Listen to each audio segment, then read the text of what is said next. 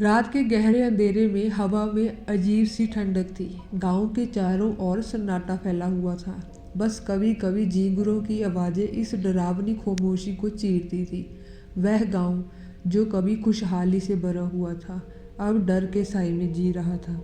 पिछले कुछ महीनों से गांव के लोग अजीब घटनाओं का सामना कर रहे थे। बच्चों का गायब होना, जानवरों का मर जाना और रात में महिलाओं की चीखें। सबका कहना था कि डायन वापस आ गई है। गांव की बूढ़ी औरत कुसुम गांव के सबसे पुरानी निवासी थी। वह पिछले 50 वर्षों से गांव में रह रही थी और उसने बहुत कुछ देखा था, लेकिन इस बार कुछ अलग था, कुछ बेहद डरावना। उसके मन में अजीब सा डर था जो उसे दिन रात चैन नहीं लेने देता था। उसने कई बार गांव वालों को चेतावनी दी थी, डायन वापस आ चुकी है, मैंने उसे देखा है। लेकिन कुसुम की बातें सुनने वाला कोई नहीं था। गांव के लोग उसे पागल समझते थे, कहते थे बूढ़ी हो गई है, दिमागी हालत ठीक नहीं है। कुसुम अकेली रह गई थी, लेकिन वह जानती थी कि जो कुछ भी हो रहा है वह असल में बहुत भयानक है। उसने 30 साल पहले डायन को देखा था। वह डायन जिसे गांव वालों ने मिलकर मारा था, अब वापस आ चुकी थी।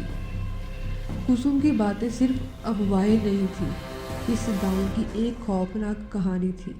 30 साल पहले एक औरत जिसका नाम रूपा था, गांव में रहती थी। रूपा एक आम औरत थी, लेकिन कुछ लोग उसे शक की निगाह से देखते थे।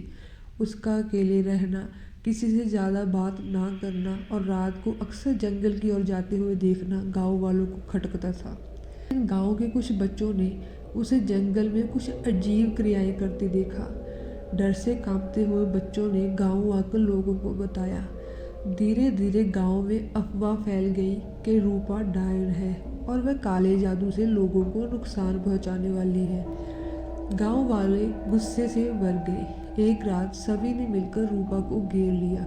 उसे बांधकर गांव के बीचों बीच लाया गया। गांव के तांत्रिक ने उसके खिलाफ काला जादू करने का आरोप लगाया और उसे डायन करार कर दिया।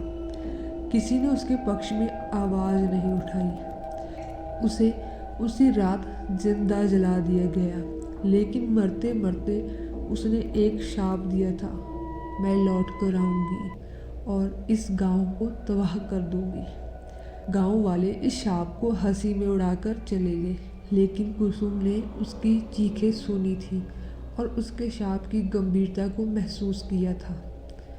रूपा की मौत के बाद गांव शांत हो गया। सबको लगा कि अब सब कुछ ठीक हो जाएगा, लेकिन पिछले कुछ महीनों से अजीब घटनाएं होने लगी। सबसे पहले गांव के जानवर गायब होने लगे। रात के वक्त लोग अजीब सी आवाज़ें सुनते थे, जैसे कोई औरत दूर से रो रही थी। फिर गांव के कुछ बच्चों का अचानक लापता होना सबको हिला गया। किसी ने उनके बारे में कुछ नहीं सुना या देखा।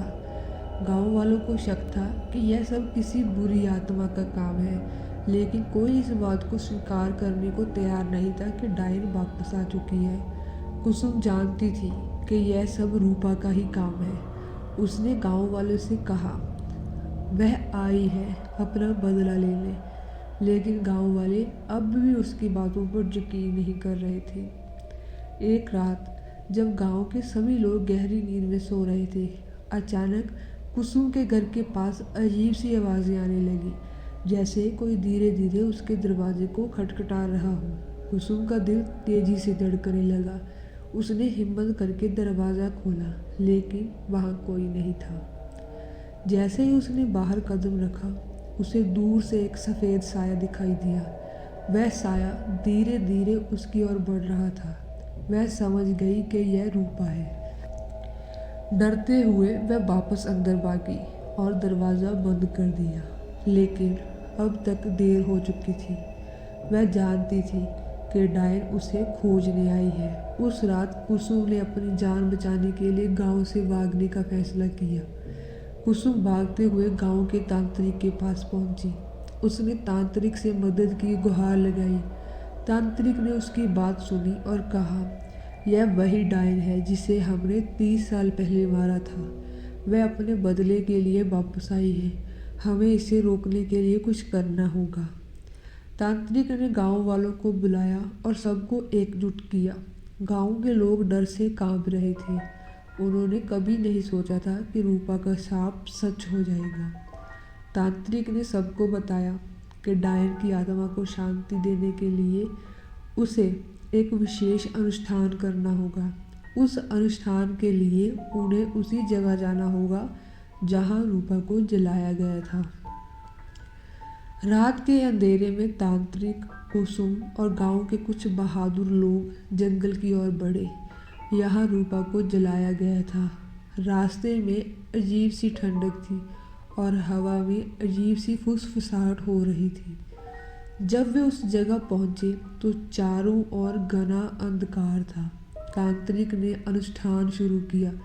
उसने मंत्र पढ़ने शुरू किए और आग जलाई, लेकिन तभी एक जोरदार चीख हवा में गूंजी। रूपा की आत्मा वहाँ थी। वह अब एक भयानक रूप में बदल चुकी थी।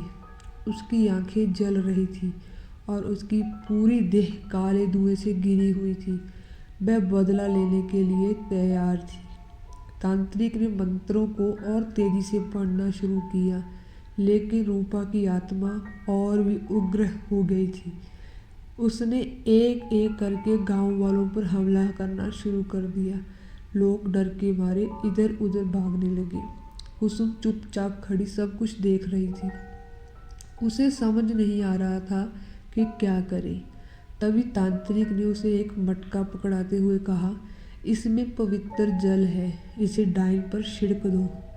कुसुम ने मटके को मजबूती से पकड़ लिया और हिम्मत जुटाकर रूपा की ओर दौड़ पड़ी। जब उसने पवित्र जल उस पर छिड़का तो रूपा जोर से चीखी। उसकी आत्मा तड़पने लगी और वह धीरे धीरे धुएं में बदलकर गायब हो गई। रूपा की आत्मा को शांत कर दिया गया था। गांव फिर से शांत हो गया। लोग कुसुम और तांत्रिक का धन्यवाद करने लगे। सबको लगा कि अब डायन का आतंक खत्म हो गया है, लेकिन कुसुम जानती थी कि यह अंत नहीं था। उसकी आंखों में अजीब सी बेचैनी थी। वह जानती थी कि रूपा की आत्मा को पूरी तरह से शांति नहीं मिली है। रात के अंधेरे में कुसुम ने आसमान की ओर देखा। दूर से हल्की सी आवाज़ फिर से सुनाई दी, जैसे कोई फुसफुसा रहा हो। क्या डायन सच में वापस जाएगी या फिर से लौटेगी? यह सवाल अभी भी उनके मन में गूंज रहा था। रूपा की आत्मा ने आखिरकार शांति पा ली थी या शायद नहीं। इस गांव की सच्चाई अब भी हवा में तैर रही थी। क्या यह सचमुच अंत था या किसी और भयानक कहानी की शुरुआत? क्या आप तैयार हैं अगली रात का सामना करने के लिए?